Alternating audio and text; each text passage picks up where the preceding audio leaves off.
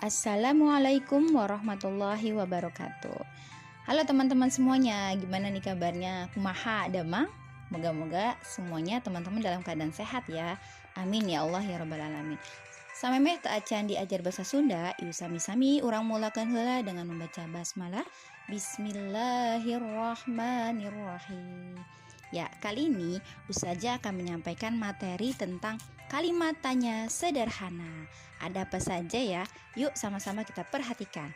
Yang pertama ada yang namanya kumaha damang. Nah, arti dari kumaha damang adalah bagaimana, sehat. Nah, ini dipakai untuk menanyakan kabar ya. Oke, yang kedua adalah kumaha cara ngadamel kue.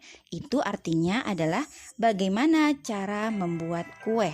Yang ketiga, naon anu dicandak ku Neng Lia. Artinya apa yang dibawa oleh Neng Lia.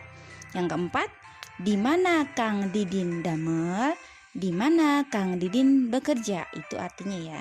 Jadi arti di mana Kang Didin nama orang, kemudian damel adalah bekerja.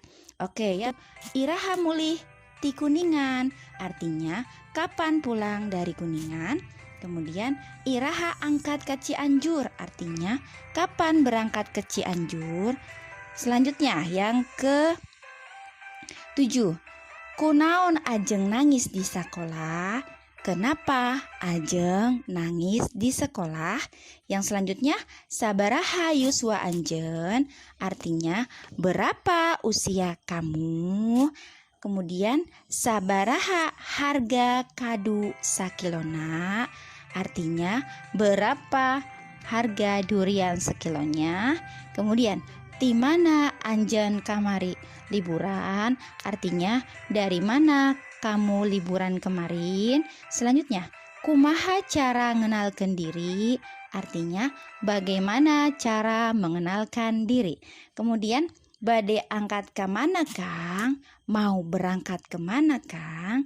Mulih di mana Pak? Pulang dari mana Pak?